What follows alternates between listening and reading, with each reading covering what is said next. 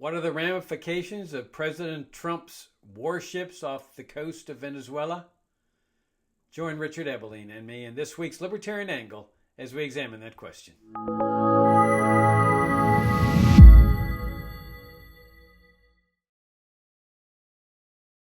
Hi, I'm Jacob Hornberger, president of the Future of Freedom Foundation, and welcome to this week's Libertarian Angle, the show that you all know brings you the principled case for the libertarian philosophy, including on foreign policy, which we're going to discuss today. I'm joined by my co-host, Richard Ebeling, who's back teaching economics there at the Citadel. Richard, good to see you again. It's good to be back here with you, our viewers and listeners. Unless it's a state secret, you've just come back from 2 weeks in Spain. Is it true Yeah. that the rain in Spain falls mainly in the plain? Oh, that's very interesting, Richard. There was absolutely no rain where I was. I guarantee you. I spent 2 weeks vacation in Spain, attending a language school for Spanish, which I just love to do. That's my kind of vacation. But it was in the southern part of Spain where the temperatures were about 100 degrees, which I loved, absolutely loved, because I grew up in South Texas. And so the heat doesn't bother me one bit. And so it was great. I think I was the only guy sometimes sitting outdoors in their outdoor seating in restaurants. So did you Uh, find an opportunity to practice your Spanish with any attractive senoritas? no, except those in class. It's kind of an interesting phenomenon because you only really speak Spanish there in school, in class, because once you leave there and you start walking the streets, some of those senoritas might get a little concerned and offended if you walk up and say, "Hey, I'd like to carry on a conversation with you to practice my Spanish." So I didn't want to take that kind of chance. But it was a nice, relaxing time. It was a nice break, and I'm sure our viewers and listeners really missed us, Richard, and so it's nice to be back. Uh, So you suggested that our topic today is going to be foreign interventionism. And I think that the theme that you wanted for us to pursue a bit was the situation in Venezuela and off the coast of Venezuela right now. yeah, I find it absolutely fascinating that Trump is using powerful warships to get close to Venezuela. He's still, I think they're in international waters, but I can easily foresee a Gulf of Tonkin type of attack taking place where Trump says we've been attacked by a couple of rowboats from Venezuela that would give him the excuse for invading. And I really believe that he is going to invade. He's going to look for an excuse to invade. He's up to the reward. He's accused Nicolas Maduro, the president of Venezuela, of being a drug dealer, being involved in drug gangs.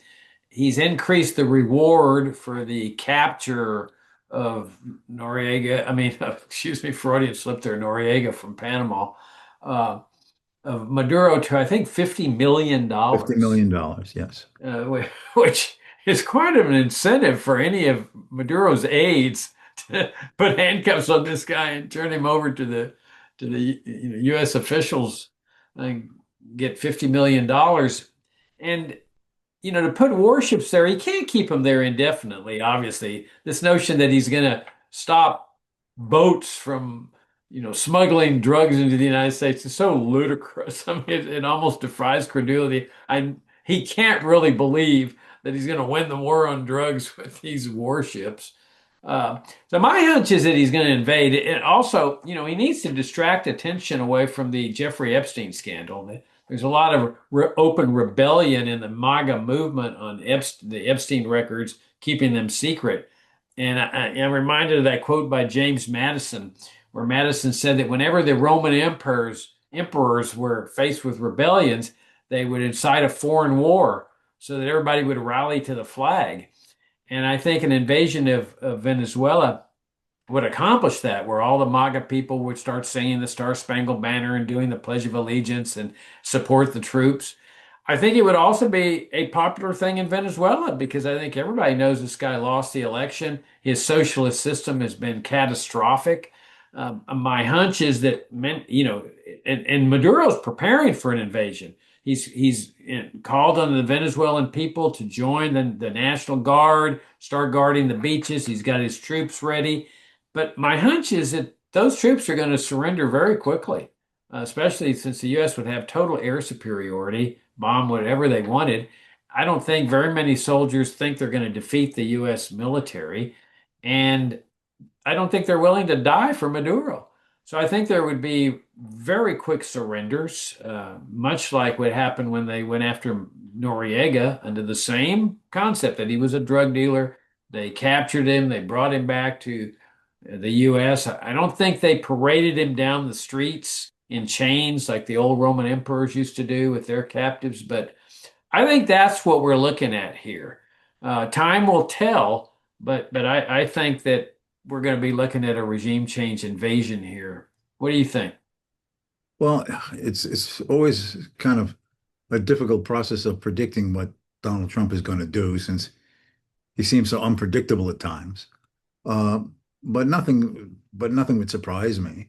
I would just observe that this would be just one more example of a long history of them, of American foreign military intervention in uh, uh, either particularly the Caribbean or Central America or South America. We've been doing this for 100 years more. A couple of times we invaded and occupied Haiti, supposedly to clean up their domestic political and economic messes. Well, look at Haiti today. It's still that way. In fact, the last time we occupied Haiti was for over 20 years, and Franklin Roosevelt finally pulled out of there in the early 1930s after it had been occupied in the early 1920s. For a time, we occupied the Dominican Republic. We've intervened several times in Central American countries or overthrown governments there. Uh, Even if you were correct that the sentiment of the people, while not excited about the gringo Yankee imposing, its will upon a Latin American country, but I think you're right. A lot of people, though not all, would feel relieved of the oppression, the lack of economic opportunity, the secret police, the low standard of living that Maduro and before him Chavez had been squeezing the Venezuelan people for. But I think that we need to also remember the outcomes of such interventions, including the more recent ones that the U.S. experienced in Afghanistan and Iraq. Even if the Venezuelan military were to collapse in relatively short order, as you're suggesting, and the American troops landed, we had some designated alternative leaders for the country. Um, for the longer America was to militarily stay there, the longer would be the period in which members of the local population, the Venezuelans themselves, would start chafing on the presence of Americans, the Americans dictating what that new government did. The seeming, particularly with Trump's idea of always a deal to make it worthwhile, hand picking, right? Trump likes to pick economic winners and losers. Certain American cronies of his who come there, who are going to help the Venezuelan economy with certain like sweet deals that Trump arranges for some of his business buddies with the new Venezuelan government and other forms of corruption that will arise with that. And then Venezuela is a big country with a huge interior jungle. And the longer that the U.S. stayed there in some military presence, or felt that it has to constantly be hovering over to prop up whatever this new government was doing that it helped install, would run the risk of a new guerrilla movement. And it need not be like a Chavez, Maduro, Marxist or socialist movement. It could just be some umbrella nationalist movement that would arise in the interior, would start growing over a period of time, threatening the government in Caracas that the U.S. was propping up, and the threat of America being sucked into another war, with sentiments of an increasing number of the Venezuelan people turning against the foreign occupier, the foreign intervener. Now, all of this is then going to be involving American dollars. Military expenditures don't come cheap with invasions. The loss of American lives, the risk of American lives. the distraction of other things that Trump might want to have on his agenda and his plate. So all of these things are the longer term unintended consequences that could easily emerge from this.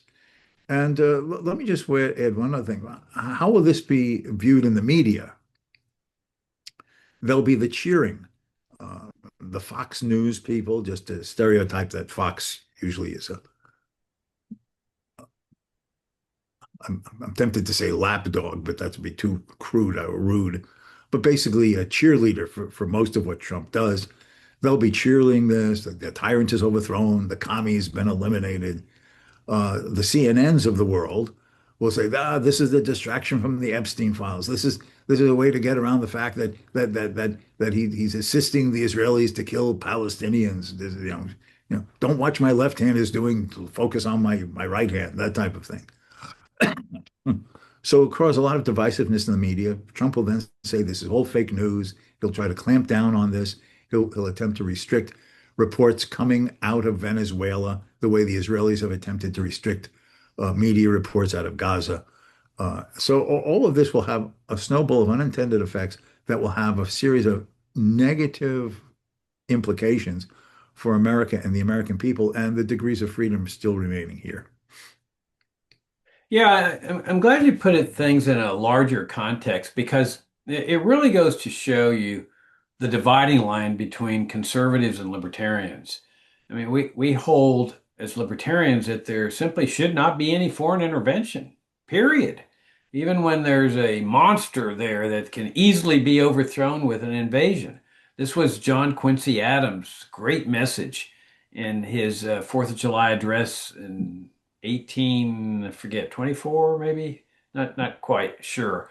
But where the title of his speech is In Search of Monsters to Destroy, where he says that the foreign policy of this country, which was really our foreign policy for more than a century, our founding foreign policy, is no foreign interventionism. And Madison points out there's a lot of monsters in the world. There's no question about it. There's tyrants, there's brutes, there's famine, there's war. But America will not send troops abroad in search of these monsters to destroy. And now, interestingly enough, they also founded a system of open borders where people, if they could get out of these areas, had a place to go to. They didn't need to worry that they would be forcibly repatriated to their homeland like they are today, because later Americans adopted, 20th century Americans adopted a totally different kind of system with government-controlled borders and foreign interventionism. And another example is like Guatemala of the perverse unintended consequences. They had a regime change operation there orchestrated by the CIA in 1954 to oust a communist, just like Maduro, a socialist. And his name was Jacobo Arbenz, democratically elected president, legitimate elections. They ousted him from power, and Guatemala ends up with a civil war that kills over 1 million people. Well, I put those million deaths right there in the hands of the CIA. We can look at other interventions, Nicaragua and so forth. So we don't know. It could be a good, clean intervention where, I put clean in quotation marks because clearly there would be some people killed, especially on the Venezuelan side. But even another factor to consider is that, a lot of the dissidents there in Venezuela are clamoring for Trump to do this. Well, if that happens, Trump becomes their daddy. It's like, oh, Papacito, Papacito, thank you for saving me, for freeing me. When really, this is the job of the Venezuelan people. Trump is not their daddy. He shouldn't be their daddy. They need to do this on their own. And I don't, underestimate the difficulty of ousting this guy from power. It's a valuable lesson. He has a national security state, just like the U.S. does. And he controls the vast military intelligence establishment. They will loyally obey his orders, just like the U.S. national security state will obey Trump's orders. And so when he orders them to shoot at dissidents, protesters in the streets, or take them into custody and incarcerate them, they do it, just like the U.S. national security establishment would do with Trump. It shows you one thing, how horrible it is to have a national security state. This is what our founding fathers warned against, that when you've got a president that combines with a huge national military permanent establishment, you don't have freedom in that country. And we see glimpses of that here now with Trump sending troops in various cities across the United States to establish law and order and to enforce the drug war and to enforce the war on immigrants and so forth. Very dangerous situation. Also, they have gun control in Venezuela, where the citizens are not permitted to have guns. So, how do they overthrow this guy with violence? Jefferson writes in the Declaration of Independence that people have a right to alter or abolish their form of government when it becomes tyrannical. But how do you do that if you don't have guns? And so it's a valuable lesson for Americans too that don't let government confiscate your guns because it's your last recourse against tyranny. And now there are those that say, oh, that could never happen here, Jacob. Oh, are you kidding me? I mean, when you see places like Guantanamo Bay or Chile under Pinochet, which was supported by the U.S. national security establishment, if they support these kind of things, it's because they believe in that way of life, the military controlled way of life. So, in a national emergency, you never know what's going to happen. But if Trump or any other president has this apparatus at his behest, it becomes a very dangerous thing. As the Venezuelan people are now discovering, is how do you overthrow a tyrant who has clearly lost an election? Well, they need to figure out how to do it on their own. They can't look for the U.S. government to be their daddy because, as you say, when does the role as daddy ever end? They got to do it on their own. There's a couple of points I wanted to make, but let me take up this one first. That is, well, how are they to overthrow the government? What about Americans who are sincerely concerned, empathize, wish the best for the Venezuelan people to be freed from this dictator? Well, the U.S. government should not be out in search of monsters to destroy. Private American citizens are free to do anything they want.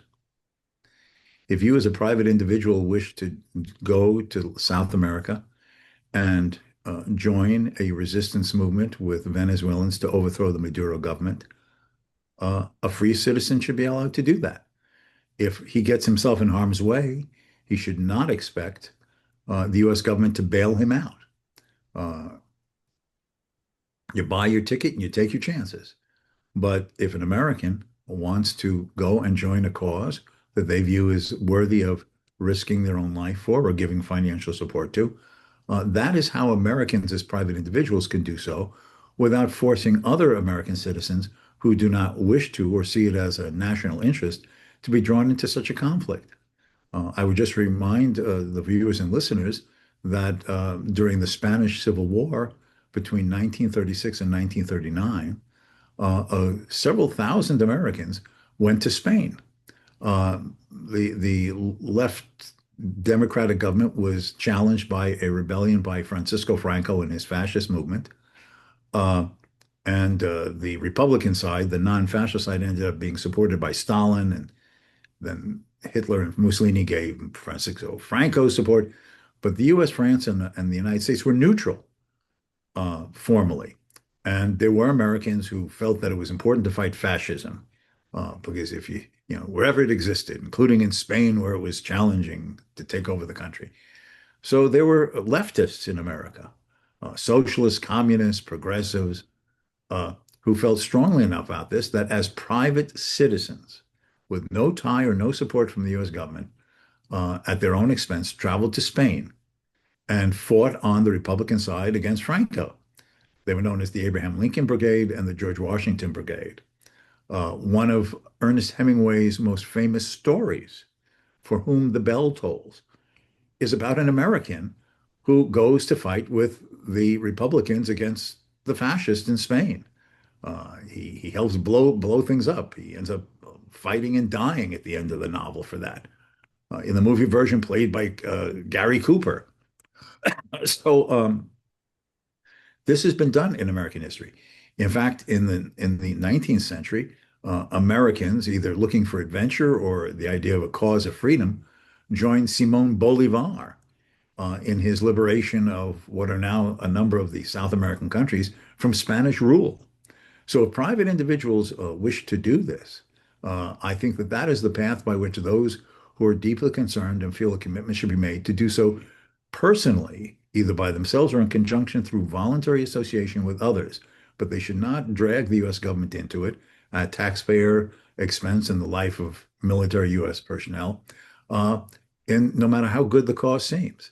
Now, the other point I would just make is that why is Trump doing this? In terms of what is his rationale? Maduro is a drug dealer. He offers cover for these drug cartels, and these cartels are clandestinely bringing drugs into America, which cause all of these social harms. But there wouldn't be a concern about this if there wasn't a drug war. If Americans were allowed to freely buy and sell and use anything they wanted without government infringement, interference, prohibition, or control. In other words, the way to end this tension is to end the drug war, to abolish the anti-drug laws. Now, I know a lot of Americans find that objection. What about heroin? What about cocaine? What about fentanyl and all others? In a free society, the way you persuade your fellow citizens to not ingest things that you believe is harmful to them is to reason with them, argue with them, persuade them, use your own life as an example of a better way to live for them. But in a free society, you should not call for the policeman every time others act in ways in their own lives about which you disapprove, because that is the path and has been the path of very objectionable paternalism in American history and is part of the reason why this crisis is the way it is and part of Trump's rationale for it.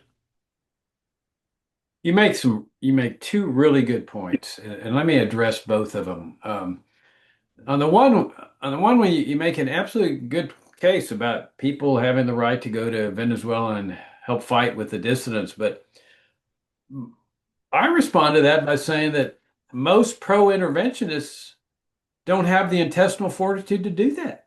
That we brought into existence the most powerful government in history. And my contention has long been that the more powerful the government, the weaker the nation, the weaker the people. And I think we have a very weak nation. You have a nation of interventionists who get their courage vicariously through the troops.